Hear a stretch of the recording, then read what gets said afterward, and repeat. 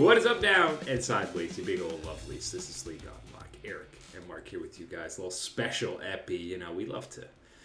It's the sweet spot to start doing some lists, some top 10s, roll by roll. There's been some changes the last year or so, especially in the AD carry role in terms of all-time rankings. So today we are going 10-1 bot laners of all time. Oh man, the juicy attack damage carry roll. Love talking about these guys on the all-time list. These are some of the most explosive personalities on and off the rift that we get in League of Legends. And some of these ones have been absolute crowd and fan favorites. Let's waste no time. Let's dive right into this list. 10-6, we'll spend a little less time on. We'll focus on that 5-1, but we got a little board here, and you'll see one name that I know is iconic that's not on here, and that is Wei Zhao, one of the early pioneers of the role. I really feel like the game has evolved so much since his era that it's not fair to put him in the top 10 because it's so much more competitive. It's so much of a higher skill level than when he was playing. And I think that's kind of one of those things that should be an instant thing for anyone else who has watched our previous rankings of these type of players to realize that, yes, this is the evolution. As time goes on, as seasons, as the game evolves, this type of contribution is one of those ones that you can't necessarily hold in the same type of light to the ones that we are going to be talking about. Although, as you said, definitely deserving that honorable mention because of where it stands in the course of the history of not only the game of League of Legends, but specifically this role and the way that it elevated and evolved right out of the gates for the game. So number 10, actually on the list, Mr. North America. It is Doublelift. I know the international success is kind of limited to upsetting IG at one MSI, which, hey, big upset, what a big check mark for North America. But obviously, the level of LCS dominance and the longevity that he did it across multiple teams, he truly deserves the title of second best AD carry in the West. You know?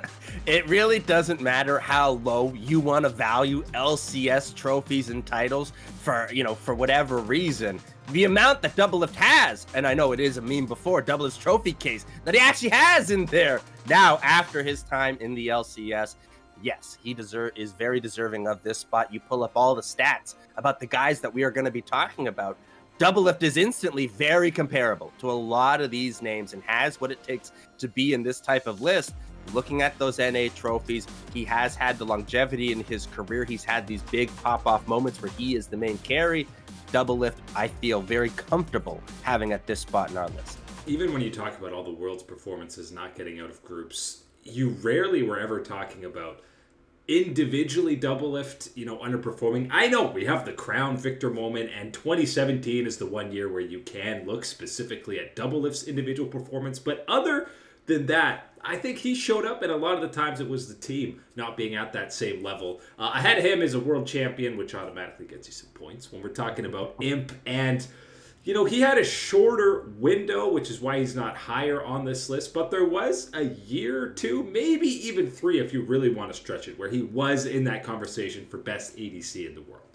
Yeah, it is one of those ones where he finds himself limited, although with some success for sure, limited by that duration of his career. Kind of seemingly almost one of the victims of the very early days of eSports, where it was determined that once you hit past the age of like 23, 24, out of here.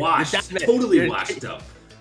Your reaction time cannot compare to these young guns. That was the case for Imp, apparently so. But when you look at his career, and as you said, the peak of his career, yes, he was without question to me one of the top 3 ADCs in the world. He was one of these most reliable damage options in that bottom lane. Ahead of him is one of the most polarizing ADCs when you talk about all-time lists, and that is Bang for SKT. On two sides of the camp, you have people saying, what? This dude just got carried to 2 world championships by Faker, Marin, and everybody else on SKT. Or you have the other side saying, this guy was a top 3 AD carry in the world for 3 years. The truth is, It's somewhere in between, right? That is Yeah. the story of Bang. When you look at him and his career, yes, just like Doublelift with his LCS trophies, yes, at a way, way, way lower value. You're looking at Bang and his trophies, the things that he has accomplished in the LCK with the SKT organization, and then, of course, internationally and capturing those 3 championships. Is there a slice of that pie when you look at those championships that is the slice from Bang and his contributions? No question. Is that slice maybe smaller than people like Bengi or Faker, whatever you want?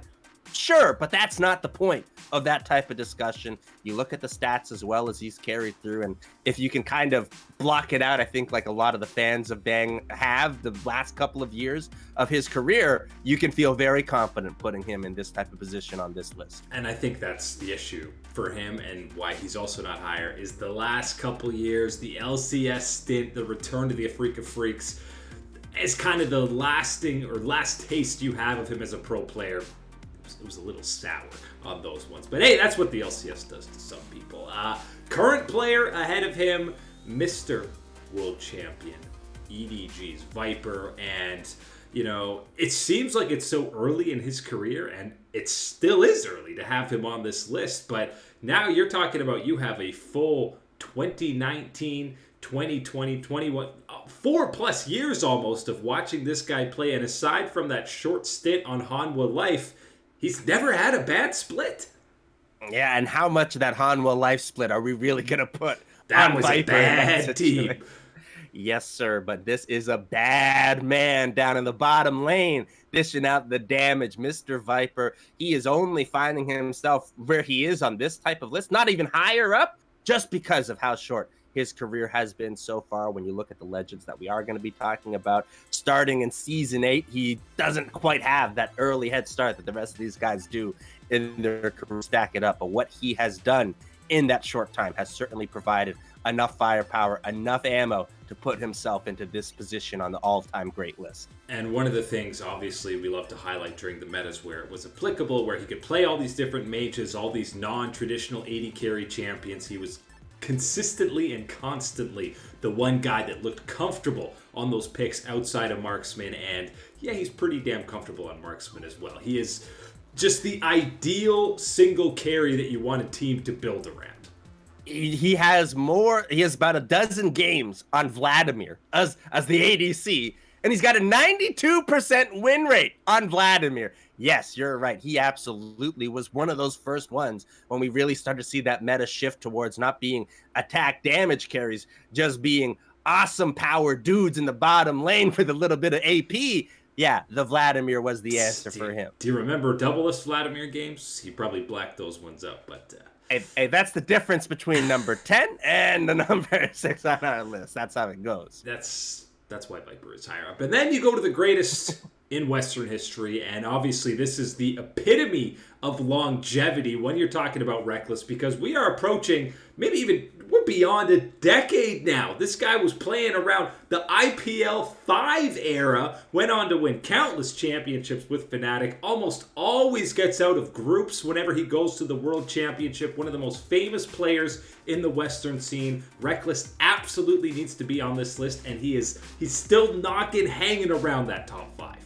He's still hanging around. He is going to eclipse over 700 games of League of Legends as a professional player this coming year in the LEC. Yes, he is back in the LEC, and yes, we are back talking about him on an all-time great list. There's so much that we can talk about with Reckless over the course of his career, the way that he has been that pillar in that bottom lane for that Fnatic team. So many of the historic Fnatic teams that came through, his performances on the international stage really, and finding that some success at that international stage, that level that Western ADCs have not tasted that level of success before.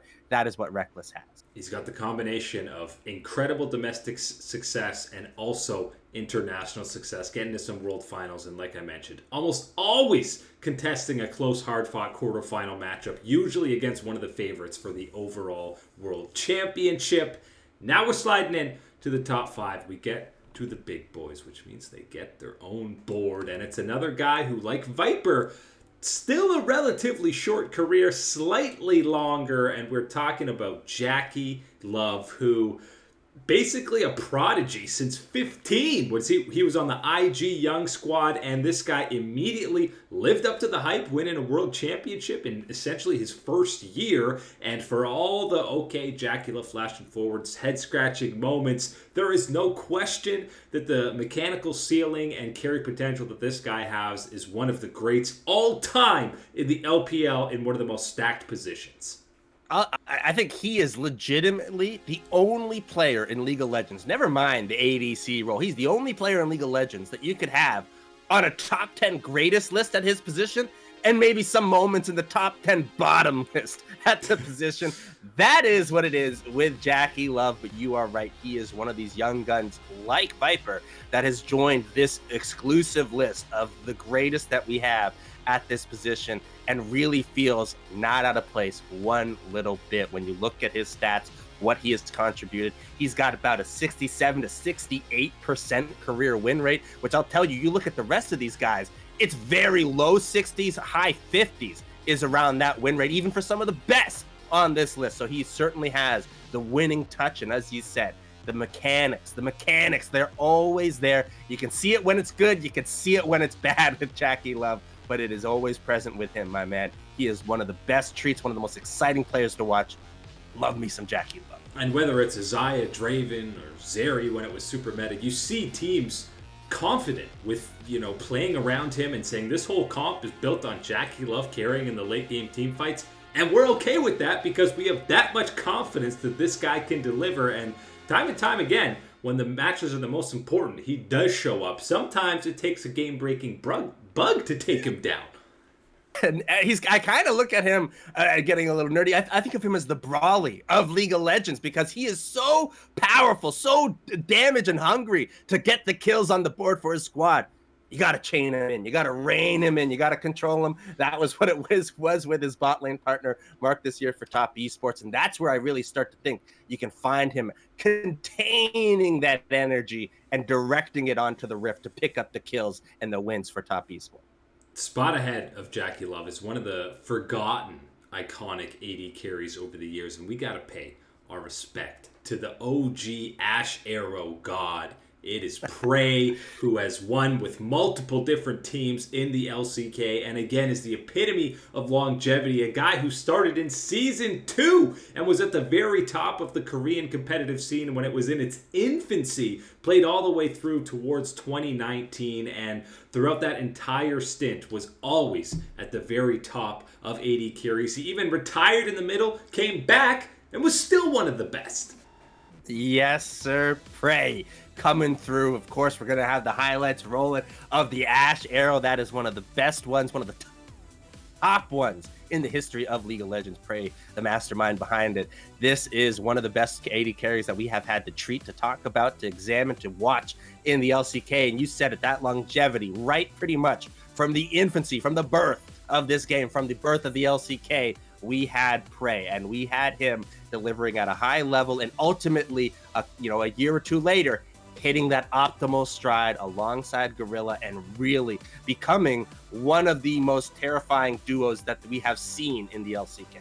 And obviously, they transcended multiple teams together, but Prey, never fully the featured guy on a lot of these squads because he did play on some star-studded rosters. Still, the most insane stat for him is every world championship. First off, he always got out of groups with multiple different teams. Every time he lost, it was to the team that would eventually win the championship. Season 2, Season 3, 5, all of them, a lot of them were SKT, obviously, and there is no better example that if there wasn't a certain player in the mid lane nicknamed the Unkillable Demon King, Prey would have at least 2 world championships. Yeah, well, you know what? He can join the list of players that have unfortunately... He's number 1 on the list. Yes, sir. He is at that very top. And when I think of those type of those years that you talk about, where they are heading to Worlds, they get out of groups, and as you said, anytime he lost, it was to the eventual world champions. I think of that Longzhu team that went to those quarterfinals against the Samsung squad and dropped that one. That is the one that I look at for him as that pain point, because really that is towards the very again, towards that end. And one of those moments where really felt like he could pop off and provide the difference didn't happen. Yeah, that was the year for Longzhu. But again, it looked like a huge upset, and Samsung ends up winning the whole thing. So they were a much better team than we were expecting, even in quarterfinals. Definitely some heartbreak for him, but still recognized best Ashe of all time and one of the best AD carries that we've ever seen. Top 3 now, and you talk longevity, you don't. This guy's name doesn't immediately pop into your head. But when you're talking about Ruler, this is another guy. Debuts as a rookie, immediately gets to the World Finals, picks up Finals MVP the very next year. Guy debuted in 2016. We're approaching 7+ years that we've been watching Ruler be a top 3 AD carry in the world. And even when Gen G struggled at Worlds, okay, maybe Ruler underperformed a bit, but you weren't pointing fingers at him. I can't remember a bad split this guy's ever had. Debuting season 6, and he is almost at 500 career wins already. Ruler, my man, he is the guy to talk about right here at this number 3 position. What a treat it has been to see this career continue the way that has gone and absolutely hit the maximum level of skill I think that we really saw this past summer. When you are talking about Ruler, of course, clinching and achieving that LCK title, that was really fantastic to see him get with Gen G. And really the form that he was in, there were so many times where we would go week in and week out, and I would have to be coming to the show, and I said, I cannot be talking about any other player as the best player in the world right now than Ruler. The form that he had, and he showed the domination that he has on the Rift. You want to talk about mechanical skill that we can see with Jackie Love? Maybe ramp it up another notch, and that is what I see with Ruler. Love this play. Sometimes we see AD carries even, which usually have a smaller champion pool than other positions because there's just less AD carries. But I have never found myself saying, yeah, but Ruler, he can't play this pick, or Gen G has to pivot their draft around because he can't play this. Any meta this guy has thrived in. Yeah, and especially when you think about, like, okay, the main ADCs that might stay around in the meta, he is very proficient on them. But every once in a while, the meta kind of takes a shift, and this marksman might be the better one, or this one might be the style that is better. And you look at what he's got. He's got great win percentage on Kalista. He's got great win percentages on Jhin. Who has a great win percentage on Jhin, my man? He has got it. Over an 80% win rate on the 4-bullet champion. Ruler really brings it all to the bottom lane. That pinnacle pillar that we have seen for this Gen G organization, pretty much from the beginning of when they started this triumph of getting the World Championship back in 2017. The top 2 on this list, usually pretty consensus, who they are over the past years, 2 best AD carries of all time, but there's been some changes. 2022 was a wild year. It was a wild ride, and because of that, I think for the first time in ever talking about AD carry listings after the game's been at least a few years old, Uzi is not in at number 1 mark. Still a very well-deserved 2 spot for the OG god of the LPL bot lane. The god of the bot lane has been dethroned. And there's going to be time to talk about who is the new king of the bot lane, but let's spend our time looking at Uzi and paying our respects to what was the champion, the king, and what he did, and rightfully so. He sat upon that throne for so long, what he accomplished throughout his career in the LPL, internationally as well, wowing a lot of people. Uzi really is, when you think of the best in the bottom lane, there's no way you're not about Uzi in the back of your mind as well. The only guy that you really compare in terms of iconicness and fame to Faker, right? We've seen countless battles between the two on the international stage, and of course just within their respective regions, far and away the 2 most famous and well-respected players. And it's one of those ones where we can talk about all these champions as well, but the one that a lot of people want to be talking about and want to see from Uzi is the Vayne. That Vayne pick coming through is one of the best things, one of the loudest cheers that you will ever hear from an audience, whether you're watching it on stream or you're lucky enough to be in the stands as well. When he locks in that Vayne, everybody knows it's Uzi time on the Rift. Another LPL player that, before even being 17, teams were like, we got to sign this guy. We got to get him on the squad ASAP. And craziest stat for him, I still love bringing it up all the time, 2013, 2014, when he goes back-to-back World Finals with 4 different players around him in the 2 back-to-back years. You know, SKT doing it, okay, maybe you change a top laner, there's a new sub-jungler, but 4 different players and you get to the finals in back-to-back years, it's ludicrous. We're never going to see that. We will never see that again, that type of ability and power really coming through. And again, when you talk about those changes, yes, those changes did have important, effects and roles on what the teams were, how his team was playing. Sure. But you look at that individual, that consistency that he brought to the squad, and the excellency that he pushed that consistency, too. That was what put them into that next tier. And again, how you get the unthinkable back-to-back appearances like that. So how do you possibly dethrone Mr. Uzi, the president, the puppy in the bottom lane? Well, all you need is one single alpaca, because Deft claiming a world championship is the final check mark on an incredible resume. This guy has literally won everything. MSI, LPL, LCK, World Championship, all these small little tournaments that used to be around, is the definition of longevity. Since 2013, we're talking about Def. 10 years. He's done it in multiple regions. There's literally nothing left for him to accomplish. There's nothing left for Mr. Def to add to his title. Holy moly, this is the year to be doing the ADC rankings, because yes, we finally have a difference at the top. The new king is the alpaca. It is Def with his newly minted world champion title added to his long, healthy list of accolades that he has built up over, as you said, over a decade-long career. And a decade-long career of immediately being one of the very best and tip-top ADCs that anyone can list off in the world right now.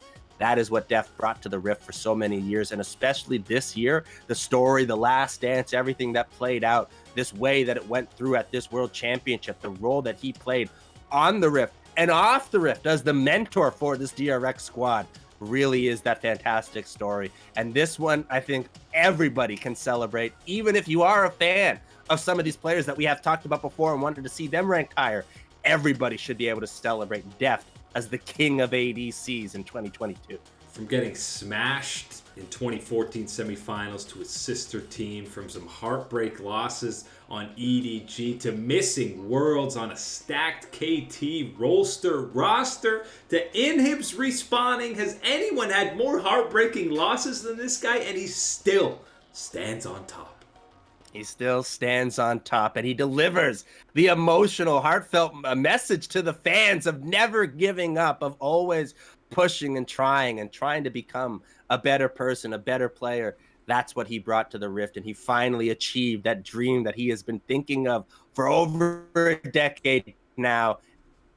And here we are, Dev, celebrating you as the greatest ADC of all time. And I know the Jinx win rate took a little bit of hit over the last couple of years. 52-10. He's got double-digit losses now. But we won't hold that too against you. Still one of the most insane win rates and records on an individual champion. But yeah, this is a guy who has survived different eras of League of Legends, different regions. He's been the featured guy. He's been a supporting cast member. He has accomplished everything imaginable in League of Legends. This World Championship, again, that final check mark on an absolutely incredible resume. And that's what you need to dethrone Uzi as the best AD carry of all time. But that is it today for League Unlock. Eric and Mark here with you. Beautiful people, thanks so much for watching as always. And we will catch you on that flippity flip.